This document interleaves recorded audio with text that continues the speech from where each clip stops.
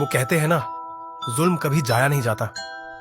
में 2025 की जंग में कुछ भारतीय फौजी ऐसी चीज से टकराए जो जमीन की नहीं थी बल्कि जुल्म की चीख से बनी थी।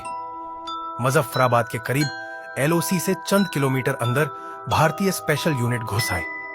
उन्हें इत्तला मिली थी कि पाकिस्तानी फौज ने एक जमीन के नीचे बंकर बनाया है, मगर वो नहीं जानते थे नीचे क्या दफना है।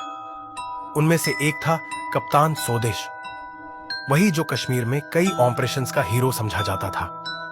बंकर में दाखिल होते ही हवा का दबाव बदल गया। दीवारों पर अजीब तहरीरें थीं। हम यहां हैं और देख रहे हैं।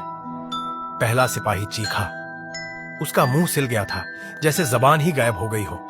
दूसरा दीवार से चिपक गया और वहीं सूखने लगा, जैसे खून किसी ने पी लिया हो। कप्तान स्वदेश ने कैमरा ऑन किया। सामने अंधेरे में एक औरत खड़ी थी, सफेद कपड़ों में, मगर उसका चेहरा आग से जला हुआ था।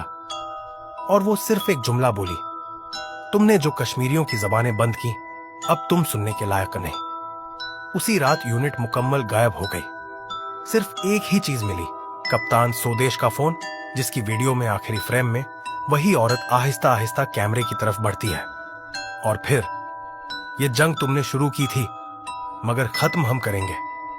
आज भी भारतीय फौज इस बंकर की मौजूदगी से इनकारी है, मगर पाकिस्तानी गांव वाले रात को वहां से अजीब आवाजें सुनते हैं, चीखें और रोने की वो आवाज जो इंसानों की नहीं लगती। क्या हर जुल्म की कोई कीमत होती है?